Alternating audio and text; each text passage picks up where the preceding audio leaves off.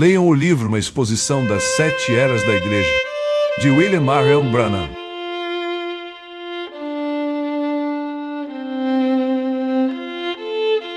O livro da Revelação de Jesus Cristo, por William Marion Branham.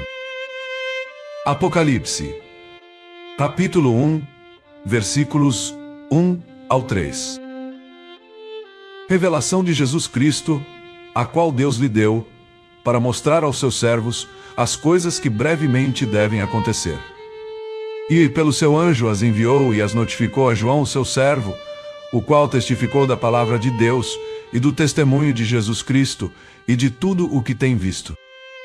Bem-aventurado aquele que lê, e os que ouvem as palavras desta profecia, e guardam as coisas que nela estão escritas, porque o tempo está próximo. O escriba, não o autor deste livro, é São João, o divino. Historiadores concordam que ele viveu a última parte de sua vida em Éfeso, embora no tempo da composição deste livro, ele estivesse na ilha de Patmos. Não é a história da vida de João, mas é a revelação de Jesus Cristo nas futuras eras da Igreja. No versículo 3 é chamado de profecia, e isso é realmente o que ele é.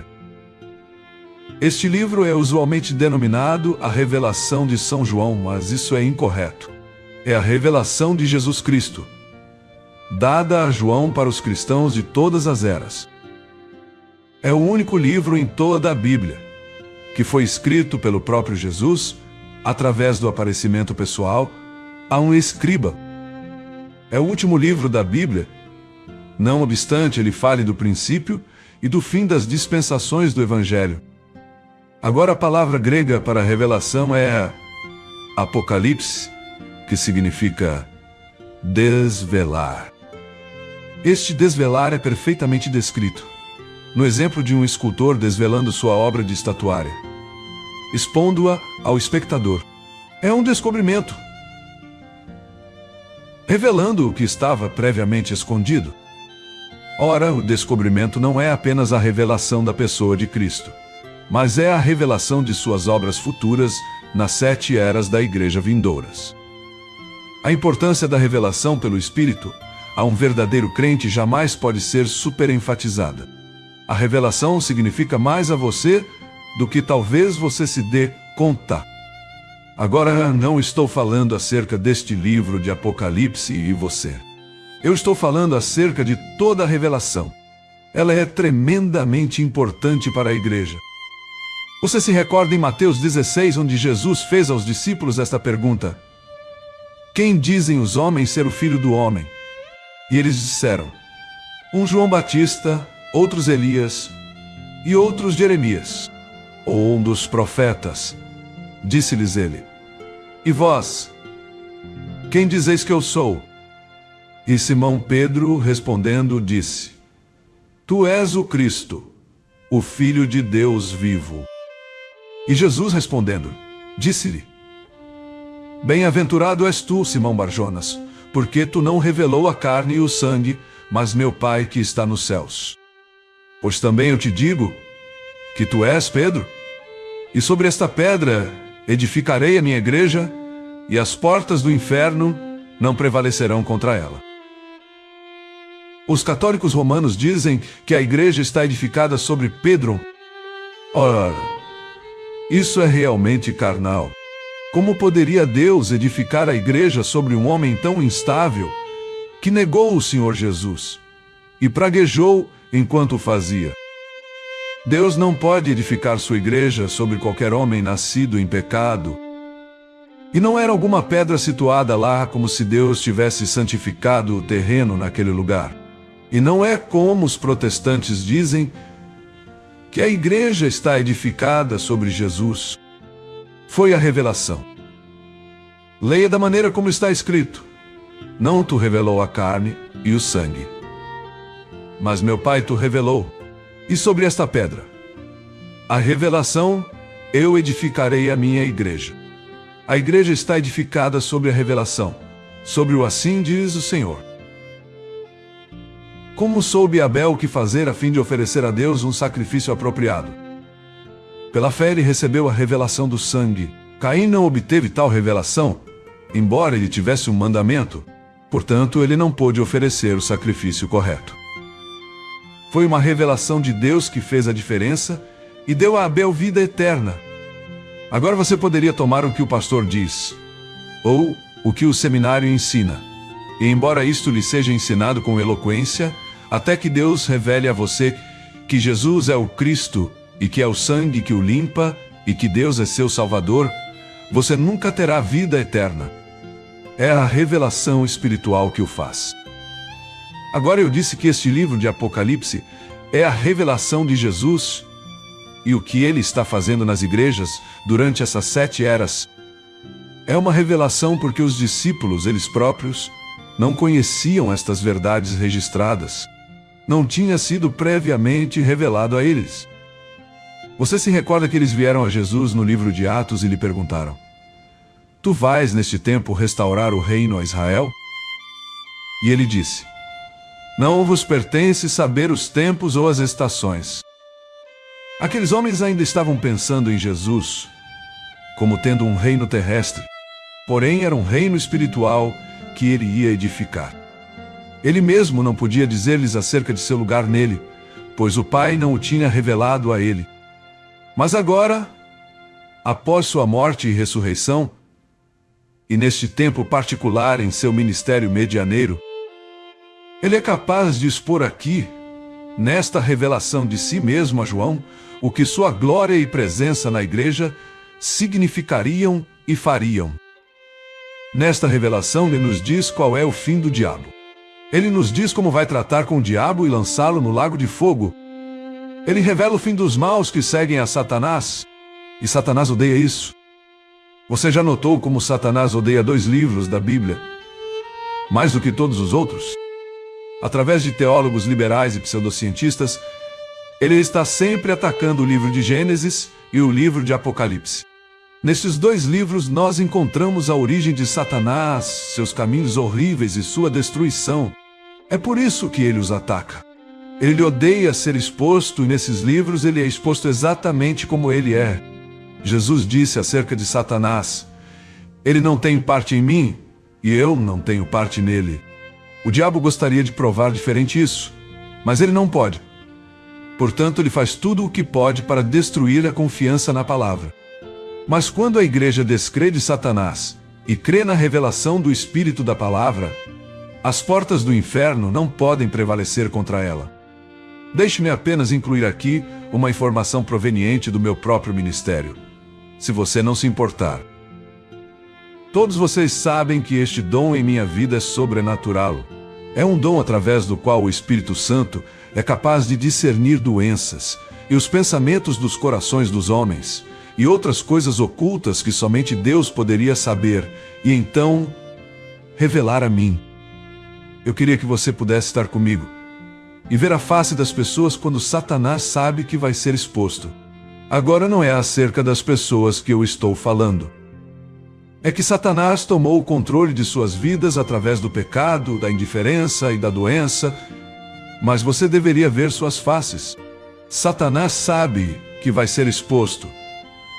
E as mudanças mais peculiares vêm sobre o semblante das pessoas. Satanás tem medo. Ele sabe que o Espírito de Deus está a ponto de deixar as pessoas saberem de suas obras.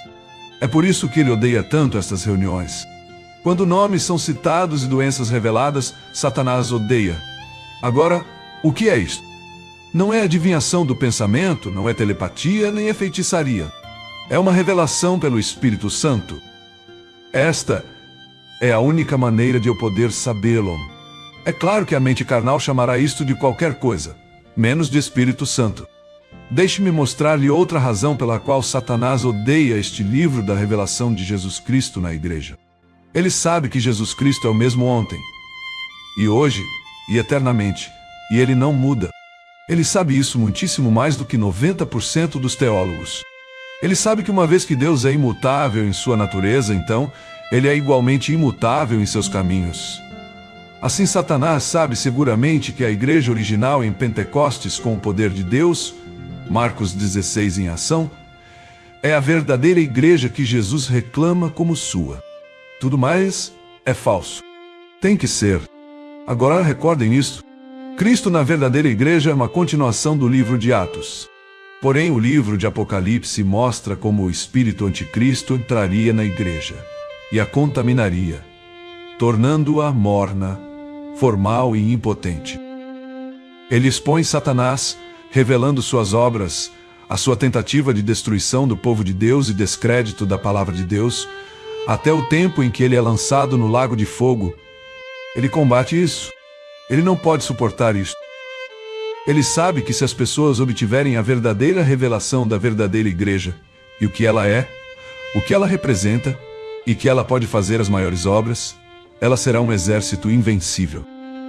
Se elas obtiverem uma verdadeira revelação dos dois espíritos dentro da estrutura da igreja cristã, e pelo Espírito de Deus discernirem e resistirem ao espírito anticristo, Satanás será impotente diante dela.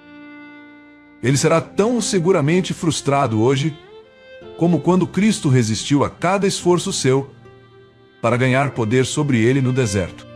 Sim, Satanás odeia a revelação, mas nós a amamos. Com a verdadeira revelação em nossas vidas, as portas do inferno não podem prevalecer contra nós, mas nós prevaleceremos sobre elas.